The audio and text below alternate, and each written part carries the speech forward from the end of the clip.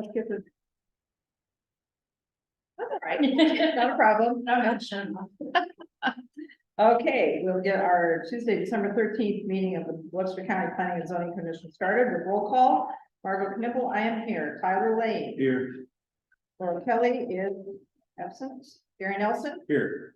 Tommy Smith. Here. Vernon Tucker. Here. Awesome. Item 2, review and approval of minutes from the November 15th, 2022 meeting. Has everyone had an opportunity to review those minutes? But my name was mentioned way more than it needed to be. But if everyone approves of the minutes, if someone would like to make a motion to approve. I'll make a motion. All right, Verna. And do we have a second? I'll second. All right, Tommy, thank you. All in favor, say aye. Aye. Any opposed? And that passes. All right, new business. Public hearing on the zoning ordinance text amendment to section 2.02, definition of terms, to add the definition of event venue, and sections 4.04.03 and 4.05.03 to add event venue as a conditional use in the A1 Agricultural Preservation District and the A2 Transitional Agricultural District. Jeff, do you have a presentation for us? Yes, I do. Thank Just you. a brief presentation. Thank you, Madam Chair, Jeff Johnson, Planning and Zoning Administrator. Nick Cochran, this is an initiated text amendment to our zoning ordinance. Nick Cochran is the attorney with the Johnson Law Firm that's processing this amendment. As you had mentioned, Margot, it's to add a specific definition to the code for event venue. And I'll get into that a little bit later here. But over the past few years, the staff has received a few inquiries, myself, since I've been here for 3 years. While people wanting to conduct various venues in the rural areas, reception halls, outdoor weddings and so forth like that. I could never really find an area in the code that would allow that either outright or as permitted. So when I had discussions with Nick, I said, hey, the cleanest way to handle this is to do a text amendment, and staff not going to be supportive of something that's permitted. I would rather see it as a conditional use where we have more control over the conditions, and something that did get out of control could possibly be revoked. So, and then it also engages the surrounding property owners into the matter to make sure that if there are conditions of approval that need to be brought into the permit, make sure that they're adhered to, so that all the negative impacts are addressed and so forth. So, as Margot had mentioned, this would allow this in the A1 and A2 as a conditional use permit. Event venue is defined and shall mean a facility located on private property that primarily functions to provide a facility for events such as celebrations, ceremonies, weddings, receptions, corporate functions, or other similar activities that take place on a periodic basis for the benefit of someone other than the facility owner, and which are subject to a use agreement between the private group or individual and the facility owner. So, like I said, when I talked to Nick, we wanted to be a conditional use permit so that this would be able to stand on its own merits and engage the property owners during the public hearing process to find out what safeguards or concerns that they had and address those through various conditions and try to work things out. What I did do is I made one minor change to that definition to make sure that it was in conjunction with the single family residence on the property. I thought that was very beneficial because we don't want that use just to stand alone and become like a party house or whatever it may be and get out of control. So at least, there's some control there with it.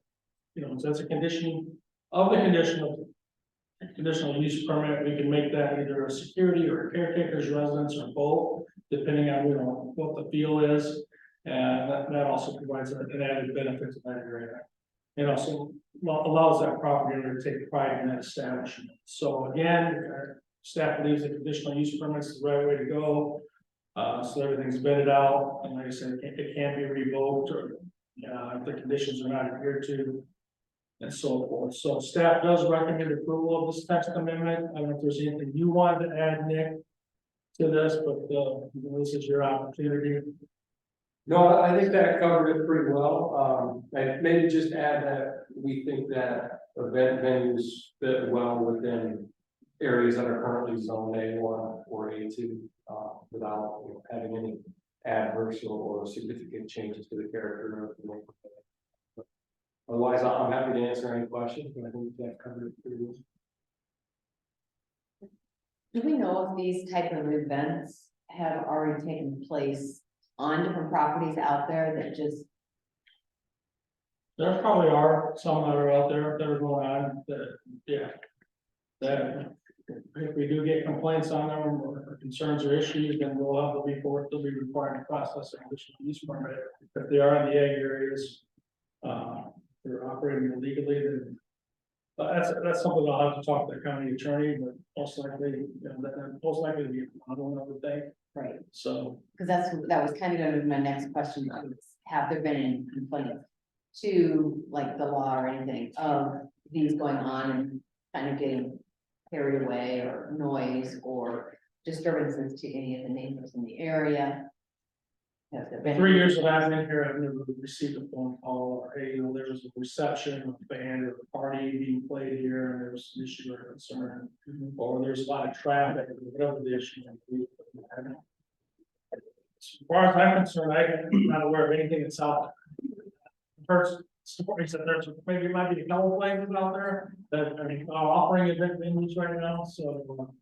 I don't know if they fall on the lines of this, but I would think, I mean. Most of them would, receptions, wedding receptions, those types of things, or some type of a celebration event or an anniversary or whatever it may be, so. I guess I'd bring up a question. I'm Gary Nelson. We have south of Otho, we're the tenants on Ann Smeltz's farm, the Iowa Learning Farm there. We do have a building there that we have had up to 250 kids there for like soil dipping contests and stuff. I've had a Land Lakes Answer Farm picnic there. It's not for hire or anything, it's just, and it has its own road going back in there. And if we need to get a permit for that, I sure will, but, so we have been doing that. I wasn't aware that we needed to have a permit, but, we never had no complaints or anything. No, this is pretty much some of us doing more of a continuous, Okay. seasonal basis. Yeah, and it's, yeah, they're renting. They're renting, It's no one change. And I think it being more of a commercial enterprise. Okay, It's a business generated, Yeah. designed to generate a Yeah, profit rather than a charitable or Okay, yeah. public benefit. And that was one of the points that when we talked about this once before, we talked about the difference between someplace that's advertising, and I think what we talked about was the winery, where they're advertising, where they're having, weekly or monthly type of things versus somebody having a one-time event such as a wedding or something like that. And I don't know, conditionally, can that be addressed? The difference between those two, because I was thinking about that a lot after we talked about that, and when you talk about what things you want to do commercially, because then I think about at the old boys ranch, it's like, well, that's a commercial situation and they're advertising. I don't know how to put a conditional, what kind of, I don't want anybody to say we're playing favorites to one individual over another. Yeah, no, a place like, that establishment you had mentioned would be required to get a conditional use permit for that type of activity, they're doing outdoor concerts and little things, they're not out of control or anything, they're, and it's neat little venues that they do, so. Does anyone who has been doing this, already, do they have the ability to consider themselves grandfathered in?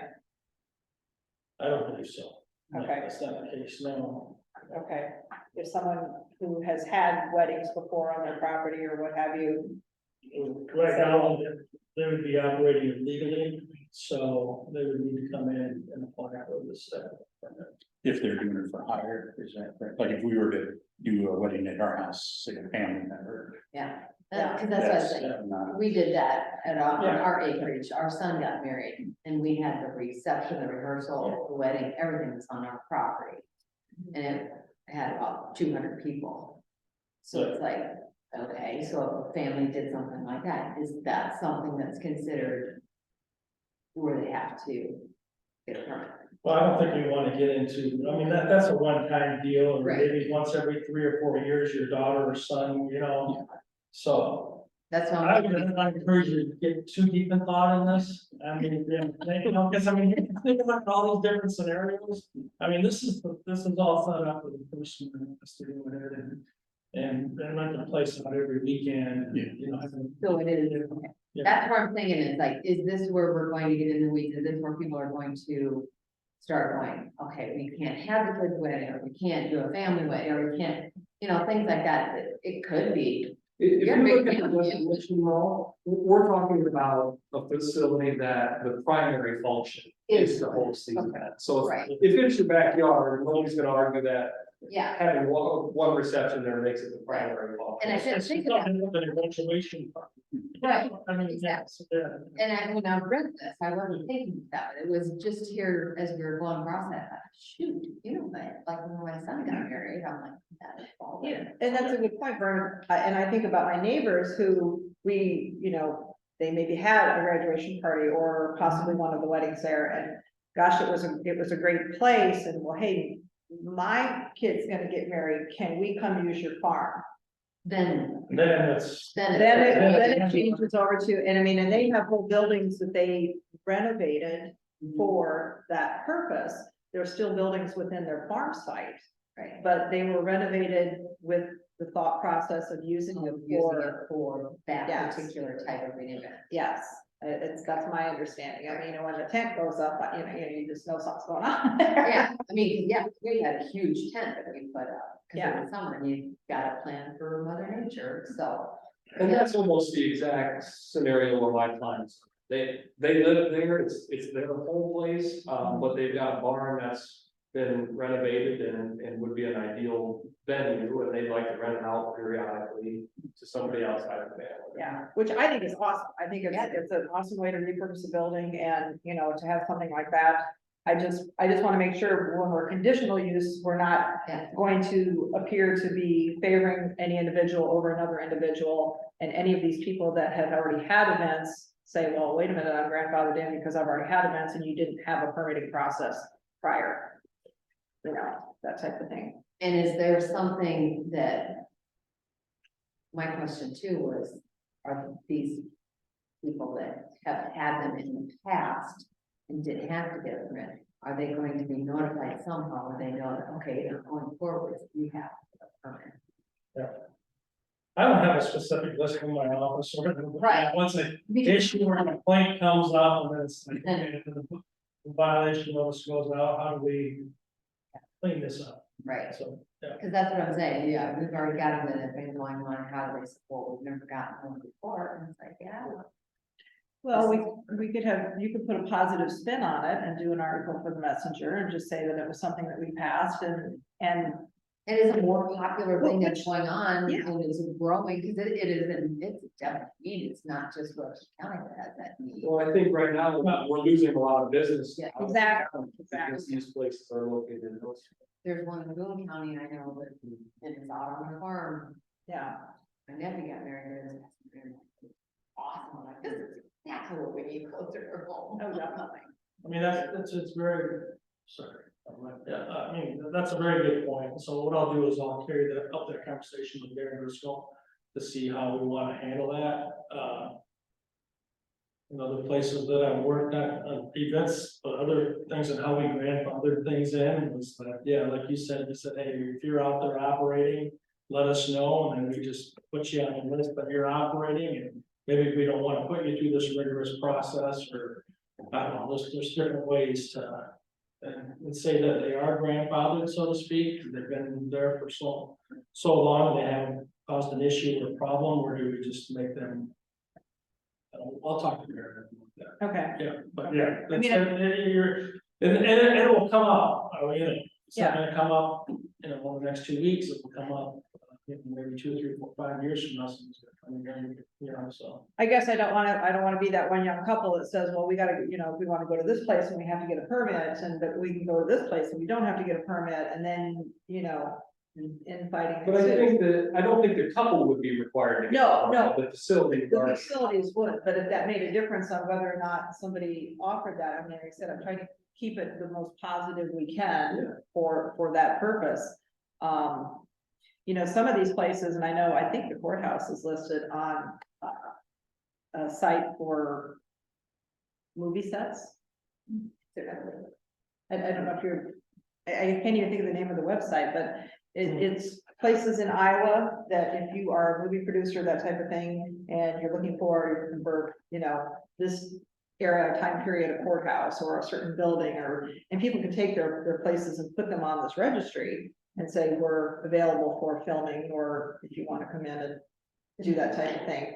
That kind of a positive spin on it, to say to people, hey, if you have that great barn, or if you have that great venue, People thinking. yeah, Make it a plus. open for business here, it's like. If it's beautiful enough, it'd be great for a Hallmark movie setting, you know what I mean? I think about all those, and I just think of a good positive way to spin that around, and not make it look like we're putting more regulation, but we're bringing opportunity. We're actually now allowing things that would have been Yes. illegal Yes. previously. We're expanding access. Yeah, Yeah. and it doesn't have to be $1 million barn or whatever. No. Some of the more rustic barns make some more beautiful settings, I think. Yeah. Jeff, how long are these conditional use permits good for? So they're good until, well, if they stop holding events for one consecutive year, then there's no cover. So, They don't have to come in and get one each time. no, but automatically renews, and there's no activity within the year. That automatically expires. Is there a certain amount of people for each one, or is that later on? That'll be evaluated on the conditional use permit, and probably most likely be a condition where they'll regulate based on the facility and maybe some fire codes of the maximum number of people there at any given time. So, In this particular instance, we're looking at it for A1, A2. yeah, When you look at all the rest of our zoning, how does that coordinate with other areas? Or does it need to be coordinated with other areas? well, I mean, the closest thing in other areas like commercial and industrial, would you want to allow like reception halls or something like that? That's pretty much it. If this is done in more of an agricultural setting. So, I really haven't looked closely at the industrial or commercial section of our code, to see if but I was looking a little bit in commercial, and it didn't really, address that. not, under conditional uses, the bars, taverns, nightclubs, that kind of thing. Event centers, I guess I didn't really see, and at the time period when this was put together, when this comprehensive plan was put together, I don't know if the event centers were actually thing. I see this as a more appropriate use of agricultural areas as opposed to a commercial zoning district or industrial district. I mean, this serves more of an accessory function to, like you said, a bar or a restaurant, where they want to set up something to hold an event and utilize that bar or restaurant facility for food or alcohol. So I don't think we want to see this. There's nothing wrong with in the commercial areas. So I guess it's not an issue right now, so I wouldn't address it. It's Okay. need to address it. Let it go. Okay, again, I don't wanna make it look like we're excluding No, certain areas, but when you start looking into, even if you get into the, the R1 and R2s, and you get into commercial, you've got a whole nother set of issues when it comes to an event. You've got parking issues, you've got, just road use and traffic. I mean, it's just, you still have a lot of these same issues. yeah, Just don't get you'll involved. still have some of the same ones, but you're gonna have different ones just because of the topography, and the population densities. Yeah. So maybe let's let that go unless somebody brings it up. But If these again, are gonna be ones for hire, should we ask for a proof of insurance or anything? For the permit? Well, that would be good enough to the conditional use permit if need be, so they have. To show that they're responsible, fiscally responsible. Yeah. Is there gonna be anything into like the, alcohol? Are they gonna have to have like their own brand insurance or anything like that? Possible. I mean, those are outside agency permits that I don't, That we don't have to worry about. we don't have to worry about that, I mean, yeah. That's good. Yeah, yeah. What are you modeling the conditional uses after? This year, Yeah. I don't know, Nick just came to me and said, I mean, we knew that. Yeah, so the definition here is something that I wrote, and then Jeff added the conjunction with a single family residential dwelling. I looked at a number of examples and just kind of crafted my own language, so it's not, I didn't pull it directly from any one source. But you do see it throughout Iowa, down south, used to be farmsteads, and they're holding events for weddings and reception areas out, in agricultural areas. So you see this happening out there. So again, it's the right way to go is the conditional use, and yeah, you can't discriminate the use in the code, you gotta allow it somehow, and I think this is the best way to allow it. And, next client's in A2 zoning, and I said, well, if you're gonna allow an A2, we should be looking at A1 also, I mean, this, and, so we wrote it up for A1 and A2, so. And that's, I guess I just want to make sure that we're having some sort of, the level playing field for everybody with the conditions, and that we're not asking conditions on one applicant more so than we're asking on another one. And so that's why I didn't know if you had, in crafting those conditions, if you looked at other event places or. Yeah, I mean, it all depends on the public comment and the neighbors, and what's going on there, you might have some events that are, really strict on certain things and what can be done, and some are a little more open-ended, depending on who's around them and what's going on, So are you the arbiter for that then? Are you I guess that's what when I'm thinking of public, yeah, the Board of Adjustment. the public transparency. So yeah, so you will be getting together with the Board of Adjustment then and coming up with this list of conditions. Yeah, so they'll have a list of conditions, list of conditions drafted up, and then those will be presented, those can be modified and to public hearing and context, and those need to be amended or added, or conditions need to be deleted, or whatever. By doing that, or condition gets denied, it gets denied, The key of that, again, is gonna be the outreach with every conditional use, when it came to any conditional use, I've dealt with Board of Adjustments, like the wind turbines, or the solar panels, and I told Nick, you gotta get these surrounding property owners to buy in on this, and make sure they feel comfortable with what's going on out there, so. They're the ones that they're gonna have to live with it, and, so.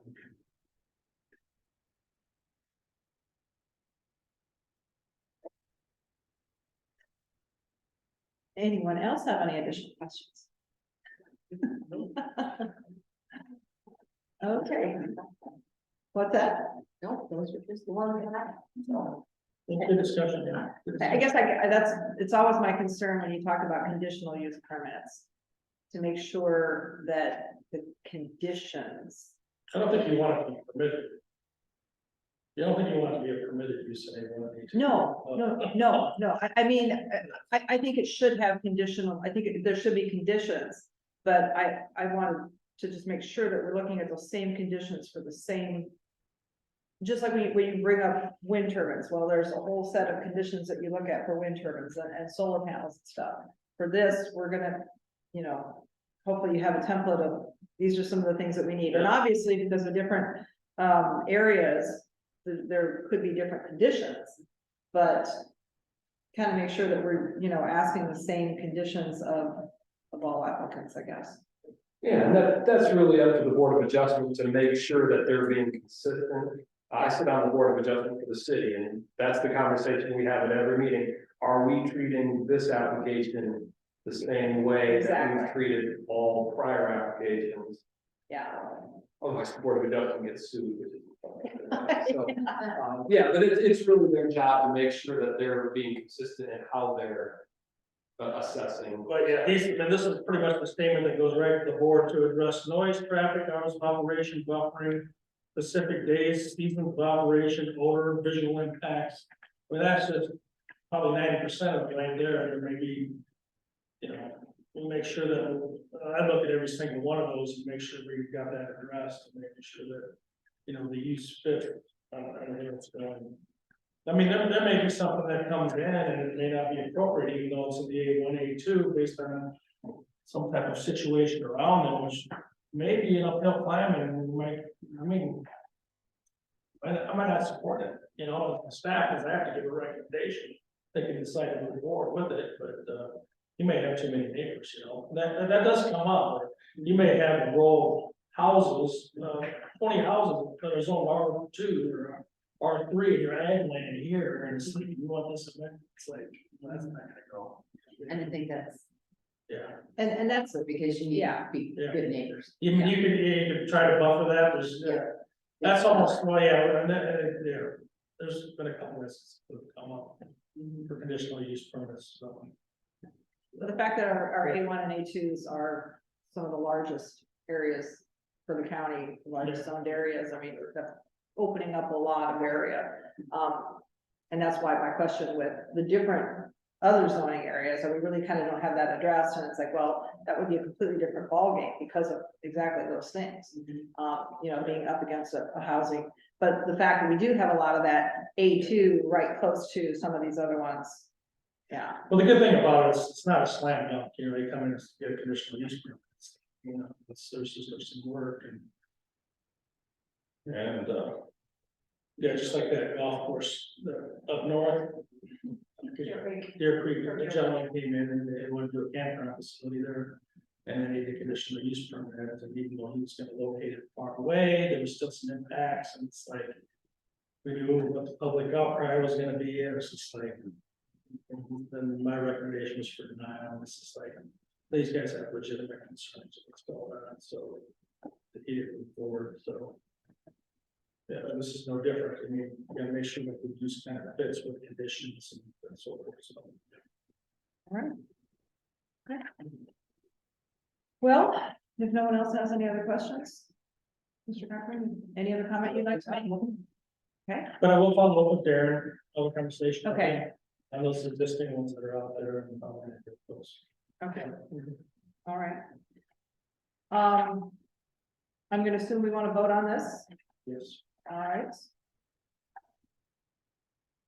So I'll just read this out to everyone that we are going to vote on the zoning ordinance text amendment as written in your packet.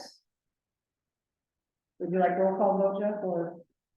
Yes, please. All right, roll call vote. I am voting for. Tyler, For. Gary, Voting for. Approval, is that correct? Yeah. They can, well, they can do it this way too. Okay. I mean, you know, one way is to handle it by motion, but if you want to add straight from it, that's fine. I figure since we had the discussion. Yeah, that's fine. I think, Yeah. yeah. By the end of the day, you're still, you'll have it, so. Okay, and Tommy, I'm sorry, I got confused now. What are we voting? we're voting for the Yes, I amendment as vote written. Yes. Yes. And Berna, Yes, for. and so it's a unanimous vote for the amendment as written. Okay, So this will move forward to the board of supervisors, and I think it's sometime in January. okay, And we'll do a couple hearings. that sounds awesome. I'll get back in touch with you, if kind of specific dates. Sounds great. Yeah. All right, thank you. Thank you, everybody, for your time. Thank you. Thank you. Thank you. Jeff, do you have anything on the transportation corridor plan, or are you gonna No. shelve that until? We're gonna show it to the next meeting and, Okay, show it to the next meeting. all right, Is that not come? Just the weather, we're concerned about, not necessarily them getting here, but. yeah. Okay. All right, I was gonna take on the site. what's the temperature supposed to be? I'm looking for a drop below 32 until like 2 AM. I'm like, oh, I'll be home. I wanna make sure you guys will do. Well, I mean, yeah, yeah, I called Jeff yesterday and I told him that there's, you know, unless, and I wasn't sure if Mr. Cochran was wanting something right away. I mean, we wanna obviously accommodate people if we can, but nobody's life is worth our planning and zoning, so. So, if we he have, was kind of delayed for this meeting, because he submitted a petition like in early November.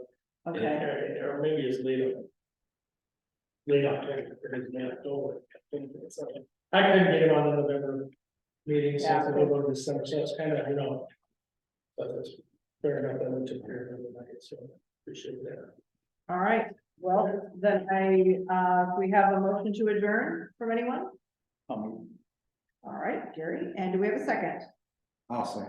All right, and everyone can vote unanimous, say aye. Aye. Anyone opposed?